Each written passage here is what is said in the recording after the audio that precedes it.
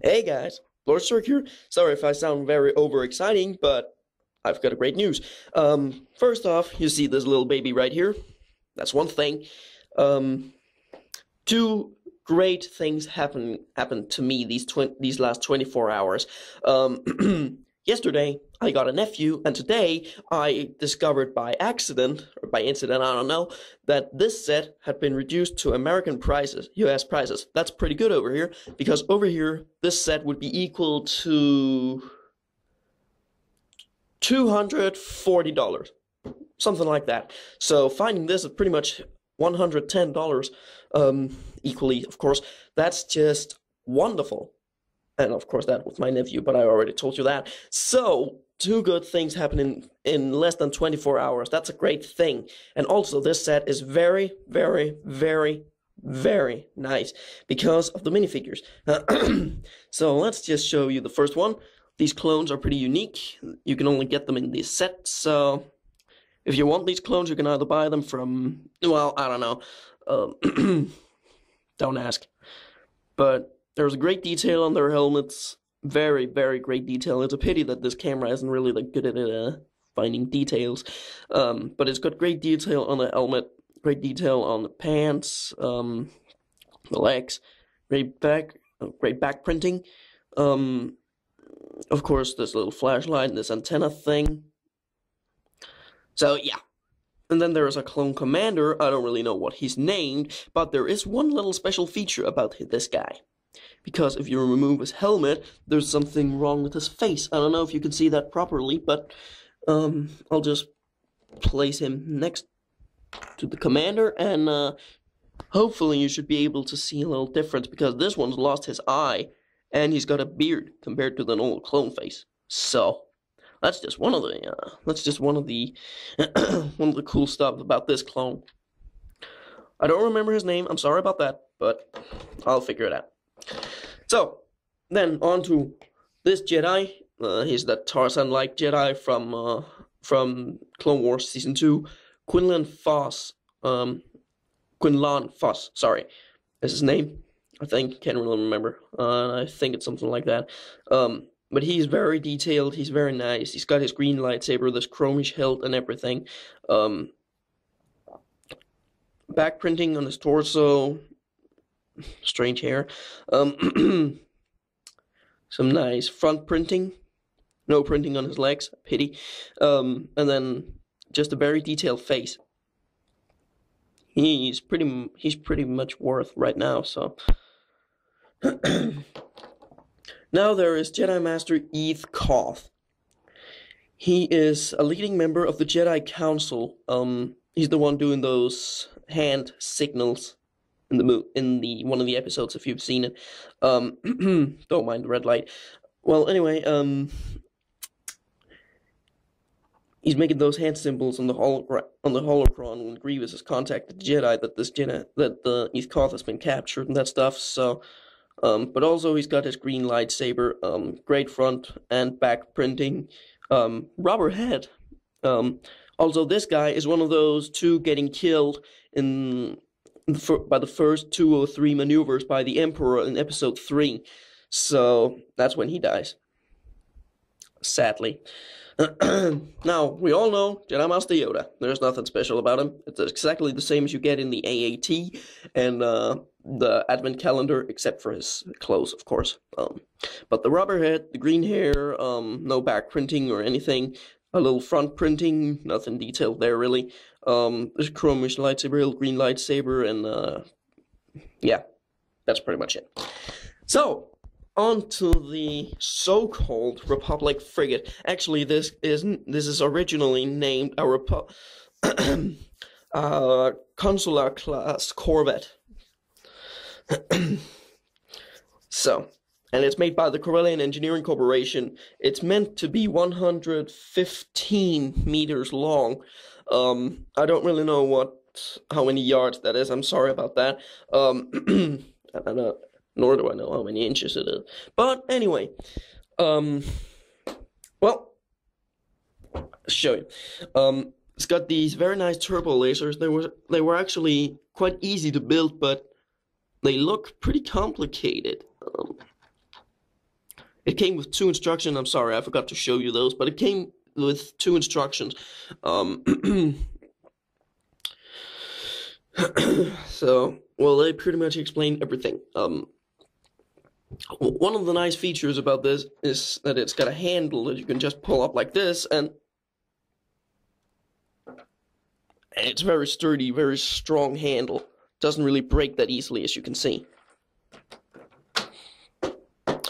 Also, it's grabbing the entire ship from the bottom. It's got a very strong way of been constructing, so basically this ship can break, but the entire middle section will pretty much be intact, even if you drop it from, I don't know, 10 feet or so, maybe higher.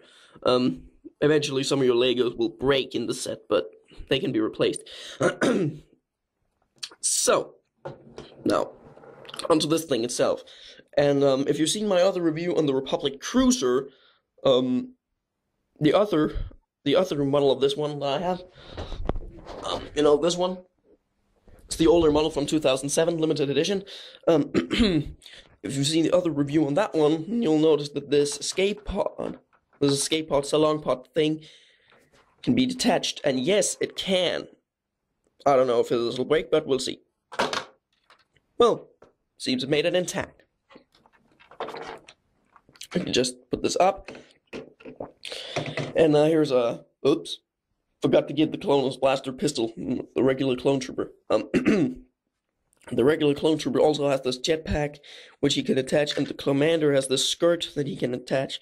They're meant to be put here, so yeah.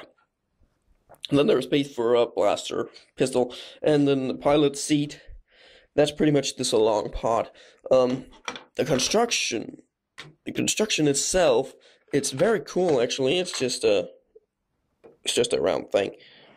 It's just a round escape pod. And yes, these are stickers. There are pretty many stickers in this set, so if you hate stickers, then you'll probably become a little bit angry with some of those. But, well, you'll just have to live through it. I can't say any more than that. There's nothing inside here. Come on. Ah, like that. And you probably wonder what I did since this fell off, because you saw my hand over here. So, I'll just, whoops. Sorry, I was just about to drop Yoda on the floor, which was not supposed to happen. Let's see. And don't mind the red light. It's my phone I'm using to record this. Nokia N8, the world's best mobile phone camera. And what I was about to show you required that I had to turn this around. But this thing, whoops. Let's see. Yep, there. Okay, so you just put this up. This one backwards. There are two little, whoops, turn. Ah, now it's facing the right way. That, and then you can just push this in. As you can see, there are these pins, these little pins that goes through these holes, and that way can hold up the, and that way the Consular class here can carry the salon escape pod thing. It's called a salon pod, but also an escape pod. I don't really know what to call it, so I'm just using both names, in case you were wondering. Whoops. Now, let's put this up again. Now, while we're at the front, I might as well just show you the entire front. Oh yeah, one thing to remember, doing this is a very bad idea, because these feet, they turn very easily, so if you do that too much, it'll just do something like this, and then pretty much the entire cruiser can crash. So don't do that. Be a little careful. But well, it's the front. There's the dish thing. This is a flick fire. You already know how those work, so I won't fire them. Besides, I just have to find them on the floor afterwards. But this is the cockpit. Well, there is space for a single minifigure. There's no space for the pilot's lightsaber, which is supposed to be Kunlan Foss. So, but well, yeah. Oh yeah, and this is also stickers. As I said, there are stickers everywhere. There's stickers all the way around this pod.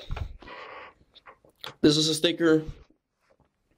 This is stickers. There.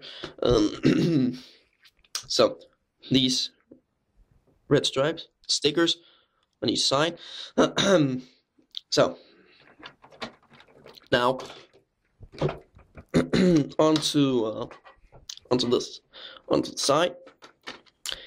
And well, it's pretty nice.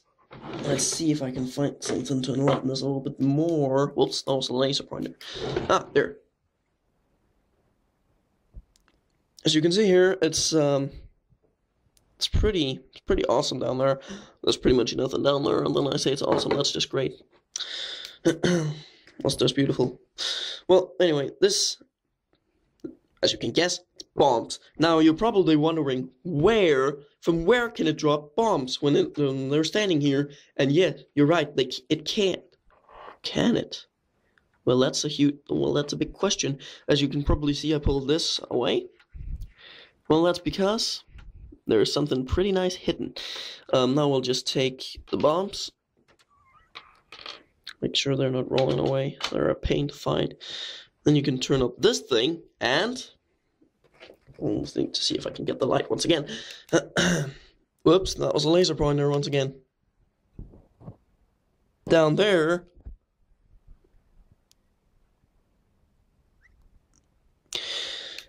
you can throw down the bombs, and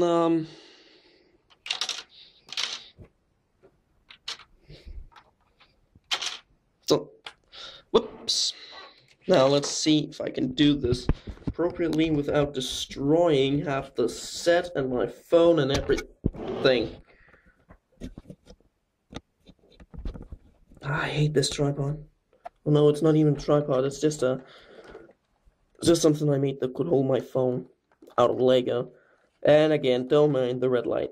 Okay, well, I'm pulling this thing out, and then there is a mechanism down here, that black hole, as you can see. Yeah. Right there between those two bright gray pieces. When I draw this out, you saw something there, didn't you? That was the bombs that were thrown. So, that's an awesome feature, indeed. Whoops. What the? Okay, so even though I closed this one, they were allowed to fall out of the bottom. Well, that's pretty uncommon. Okay, now we'll just continue down the ship, and we can lift this off. Actually, there's another kind of cockpit here where you can position another minifigure to control. Yeah, you can take control of all this. And again, this is flick fire.